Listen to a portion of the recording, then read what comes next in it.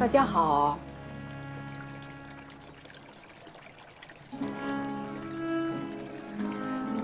今天我想跟大家分享一个非常重要的主题，叫做庆祝死亡。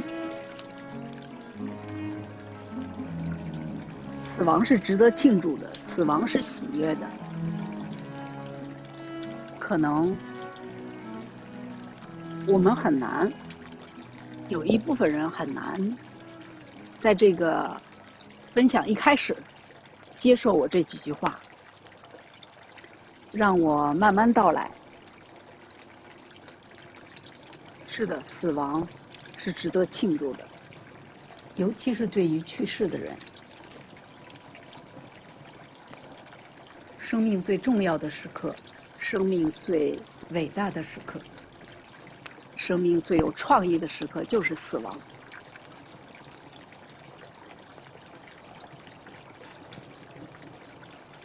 我可以给大家讲一个我的自己的关于死亡的故事。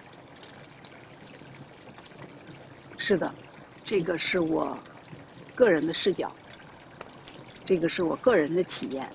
你可以不信，或者是不愿意相信，但是都不重要。我只是给大家来讲一下我自己的一次濒死经验。我犹豫过，我真的犹豫过，为什么还要讲这个故事？但是我认为，今天再一次讲这个故事是很有必要的，因为恐惧，许多人都恐惧死亡。人类几千年来最恐惧的一件事情就是死亡。其实，在我们的生命中，我们每天都死过，我们每一个月里都死过，我们每一年也都死过。比如孩子们长大离开了父母，一个假期结束了，爱人离家，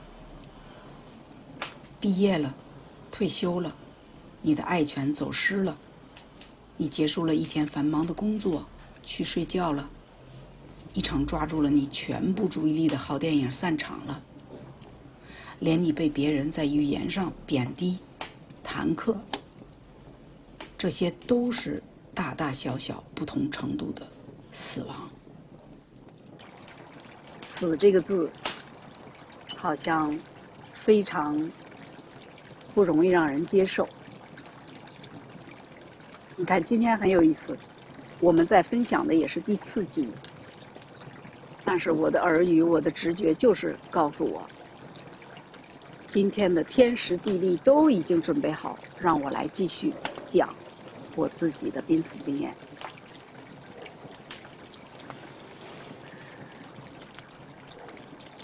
我作为一个艺术家，40多年的艺术生涯，我认为在艺术上我真正的明白了艺术灵魂性的东西，是在我的濒死之后。在我40多岁的时候，2002年，我亲自经历了一次濒死经验。我的意识，我的身体，我的意识从我的身体里离开了3分钟。在那个之前，我是一个非常容易生病的人。大家也都知道，实际上病况、死亡，所有这些东西都跟我们的意识有关，都跟我们的念有关，甚至于跟我们的超意识和潜意识都有关。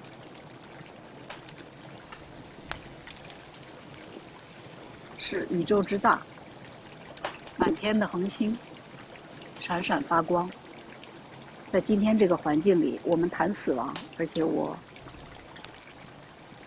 告诉大家，死亡是值得庆祝的，死亡是喜悦的，很有颠覆性。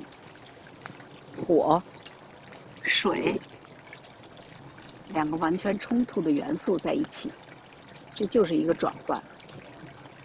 我在2002年的时候，持续发烧1个星期。最后一天在医院里面，我的直觉是我一定要回家。我说服了家人，我拔掉了所有的各种点滴、打点滴的管子，回家了。就在这一夜，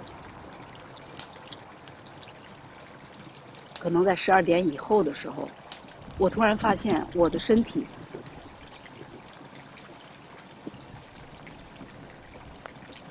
像一堆非常不好看的肉瘫在床上。我没有死，比在身体里的时候我更自由。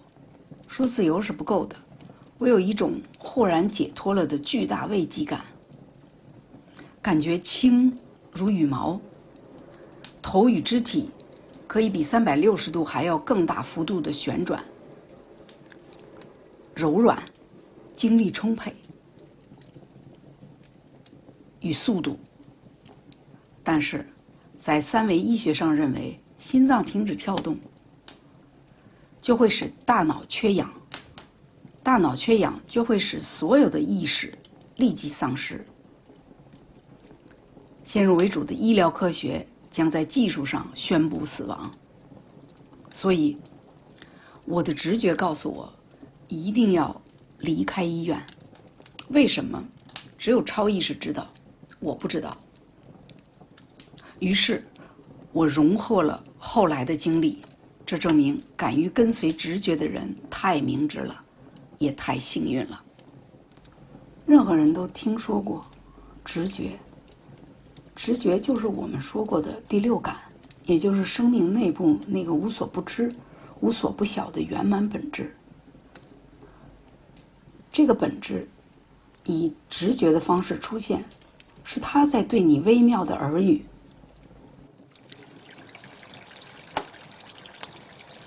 那个时候，我既看不到楼房，也看不到房间，我只看到一个床，我的床小小的，我用我的手在比划，就是这么小。我的身体在上面，我就是知道那个是我的身体，而且床是这样小，但是我却可以把我的全部的面部表情看得一清二楚，甚至于在被子下面所有的身体，甚至于身体里面的五脏，我都可以看得清清楚楚。我以一个没有眼睛的视角，可以寥寥分明地看透好几层的身体、床、被子。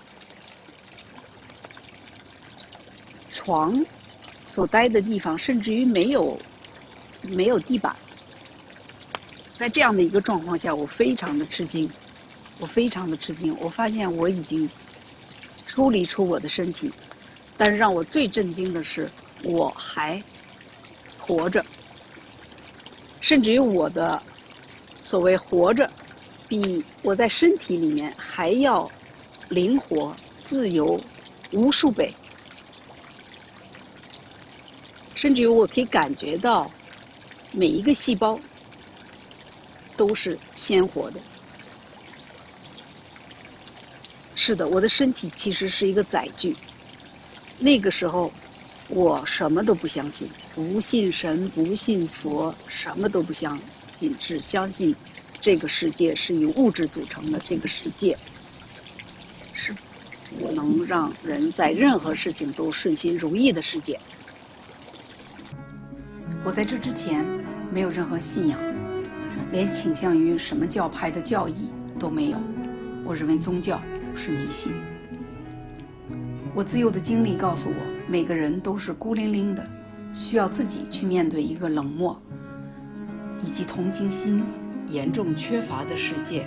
即便是一些亲近而仿佛有足够信任度的人，也随时可以根据太过于强大的诱惑以及自身现实利益受到威胁的时候撇下你而去。然而奇怪的是，我坚信爱是存在的，即便在我的生活经验中，有100个朋友里99个人都弃你而去，只要有1个哪怕他就是你自己，愿意相信爱是存在的，这就说明爱没有完全泯灭。那也足以撑起你的腰杆子，使那颗要延续爱之火的心继续跳动下去。我幼时的信念来自于我亲爱的姥姥、父母以及家人，这已经足够让我在80年代初经历的一系列灾难中挺起了腰杆子，表达了我的这一信念。当我来到这个地方的时候，我曾经希望、坚信世界本应如此的，那份爱就在这儿。1980年，我画过一幅作品叫《希望之光》，就是对这份爱的坚信。在这里，你用不着寻找，用不着发现，也用不着坚持。那个让人类一直期待又觉得遥不可及的人与人之间、人与世界之间的和谐美好关系，在这里是唯一的存在方式。这里没有别的，只有爱。而无论谁来到这儿，这里都会把你变成活生生的爱。这就是我们所谓死后所有人要去的那个地方。我看到什么？我看到一个圆圆的像有田埂一样的地方，里面有一棵树长出来。那棵树是幽蓝色的，上面有一些鳞。我看到它的时候，我非常吃惊，我觉得它非常的漂亮，是一个我没有见过的一棵树。当我仰头望上去的时候，我望不到底。这个时候有一个声音告诉我，那个是你右边的一根眉毛。整个我的意识对于三维的丈量世界已经完全错乱。我已经不明白为什么我可以有这样一个大的灵活度和自由度。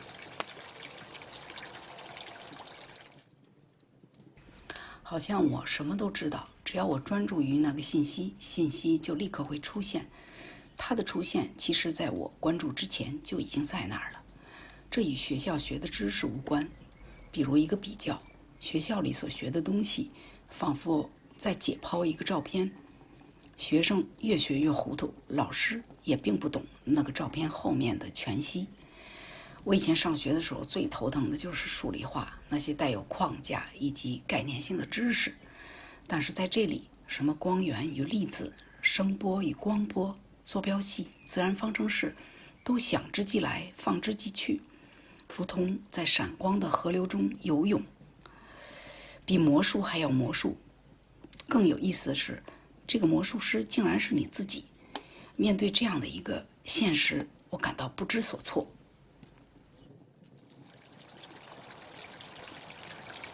我有一个感觉，就是我的思想，也就是我的念头来的时候，我会事先听到。我自己认为我在说或者在想，都是一种三维的习惯，仿佛生命的呈现是需要想一下，要把它说出来。但是我有这样的说的动作，但是我并不觉得我有嘴这样的东西。我的头可以360度的转，我的身体只要有念一起，它会迅速的像电光一样行动，但是它轻的像一颗羽毛。这个时候我心里有一个感觉，就是我需要一种帮助。在我想到我需要帮助的时候，突然我的内部感觉被温柔的光充满，3个光，淡淡的红，淡淡的蓝，淡淡的白。它们自己就是光源，说它们是星辰是太阳都不过奖。3个光源柔慢地接近我，它们是在回应我祈求协助的愿望，明亮无染的真诚。他们爱我，那是我永远不会忘记的，就是这份爱。他们比我更爱我。那与人间之爱的区别就在于此。为什么爱？不为什么。人间之爱常常需要回报，甚至有人小恩小惠，做出爱的样子，目的是要索取对方什么东西。因为在三维，我一直坚信生命之间是有爱的，所以从来不提防别人，可是屡屡失望。而光源不为什么，他们就是爱本身，要多少就有多少。他们发出的那份安全，那份信任非常震撼。他们弥漫出那种欣赏，是纯真的，充满了安全，就像金汤玉液的水洒进我的心田。我心中对生命就该是如此的那颗种子，摇晃着，渴望着，呼呼呼地成长起来。当他们邀请我去旅行的时候，我满心雀跃，巴不得立刻出发。我立刻就答应了。但是我答应是很重要的，仿佛一切都需要我决定，就是没有任何别的生命会强迫你做什么，就是你的决定高于一切，是最高的宗旨，你有所有的权利。这个在我当时的那个状态下感到非常吃惊，因为我从来没有认为过我可以有所有的决定权。我总是觉得生命是需要照顾很多方面，生命是有很多限制，生命有很多教条，在生命里我们要服从很多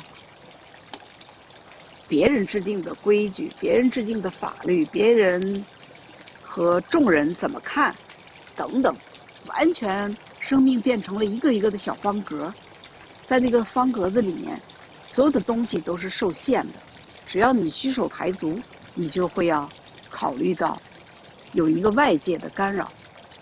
那么与这个三个光在一起的时候完全没有，你有绝对的自由，你有绝对的决定权，而且他们对你是100%的尊重。一闪而过，我进入了一片红色，那些红色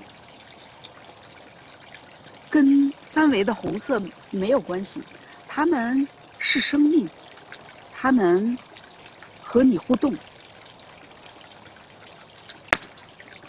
我在里面有无限的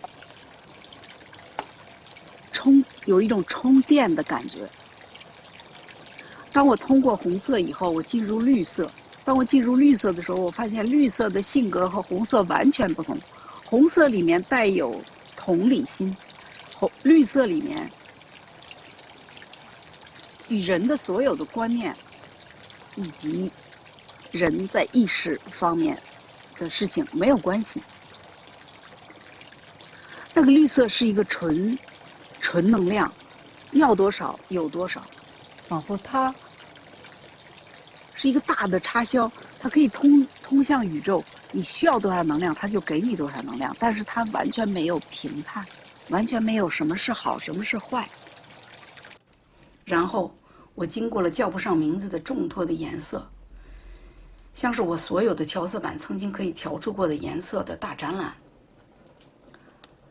它们光怪陆离，闪烁呼啸而过，加速，直到速度快的像是没有速度，反而是一种静止的时候，哗的一下子，我悬于白色之中。我们知道，黑色吸收一切的光，白色反射一切的光。今天看来，悬于白色之中，仿佛是一种洗礼。由于我本来没有过多的被三维学校里的框架知识塞满，使其成为一种阻碍。我的意识体的旅行是极其顺利的，仿佛有一个更大的意识体。当然，我无法知道是否有这样一个更大的意识体，把我过往所有的经历反射或者是吸收。总之，最后一个留给我的声音是：如果你不经历白色，你是无法享受后面的金色，于是我昏昏欲睡。如果说有什么比醒了更清醒的事情，那就是我接下来要经历的。我从一个地方忽然冒了出来，这儿的颜色那么鲜艳和谐，地面是金色的，这里的美丽，这个金色要比人间的金色亮与纯度都高出无数倍，然而完全不刺眼。天是粉红色的，艳艳的粉红色，最美的玫瑰花蕊也无法比拟。那种粉是无数个太阳带来的霞光都无法比喻的粉色，里面充满了爱，充满了温柔。那种爱是一种拥抱，那个拥抱里有无限的理解，有无限的欣赏，无条件的呵护，无条件的宝贝珍惜。即便我已经没有眼睛，也没有耳朵和肢体这些器官，但是我的感受却是更深入的，更全方位的，像一个种子，像一个人体的 DNA 中蕴藏着的染色体以及细胞核中的所有信息。不同的是，这里的信息不只是人体的奥秘，而是所有的我们可以想象出来的所有的星际的、太阳的、宇宙的。在人间，种子要发芽，胚胎要发育，需要有外在的条件，阳光、雨露、母体子宫里的必要条件，就像是一个生命的背景场域，才可以生长。这里是全部的，在那儿，任何条件都具备，随时具备，一切都早已在那里。无论有多少人、多少事、多少奇迹，都可以包括在这个无限的种子库里。不仅如此，它还有扑朔迷离的魔术般的特质。怎么讲呢？有一点像人间1001夜，我父亲给我讲的阿里巴巴40大盗的故事。只要有一个密语，就可以打开天国之宝库。当然，这里没有什么珠宝、钻石，有的只是喜悦，有的只是融汇一切的敞开，以及滋补一切的千变万化的聚宝天国。我完全没有词汇可以描绘，这也就是为什么我无法把这个场面画出来。已经10几年过去了，我依然无法把它表现出来。这里没有财宝，但它又是一个财宝之家。我在那里觉得是那么熟悉，仿佛就是你曾经的家。这里空空如也，但是又满满当当的，垂手可得的一切，但是又什么都没有。我没有手，我不需要手来拿珠宝这样的东西。在那里，像钻石那样的东西，你可以用大海来斗量。这个时候，我千真万确地知道，死亡是不存在的，因为我没有死。我以一个本来属于我的合一了。那它到底是什么？在那个时候，我无法用语言来解释。我脱去了一个用以我来使用的，用我来完成一个大生命中的载具，也就是身体。而刚才在人间，我只是出门去办点事儿，现在我回家了，但是生命依然继续。所有的东西都一览无遗，所以在那种绝对的透明、绝对的真实、绝对纯洁的面前，我忽然有一个念，我感到一种羞愧，我感到，我想我在人间，我撒过谎，所以我认为我不配在那个地方待着。但是这个念刚刚闪过，那3个光就用一种照耀，用一种无限的谅解，无比的深层，绝对深层的理解，一下化掉了我那个念。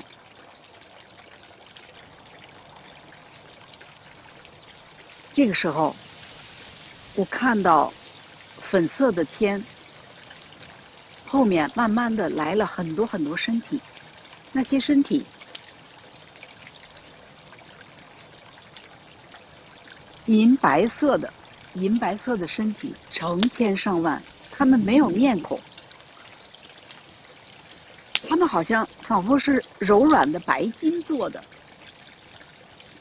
他们每一个生命都散发着柔软的光，温柔的光，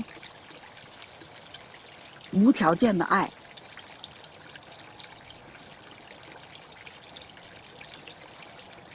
你在这样的一个壮观的生命体，一个集体的生命体面前，我深深的感到我就是他们其中的一员，我深深的感到这就是我的家，我就是从这里来的。虽然每一个形象，每一块颜色，每一道光都和三维世界是如此的不同，但是我又在心中有一种隐隐约约的感觉，我认识这里，我与他有千丝万缕的关系，我与他有永恒的关系，一切都与我有关，一切都那么绝对的安全。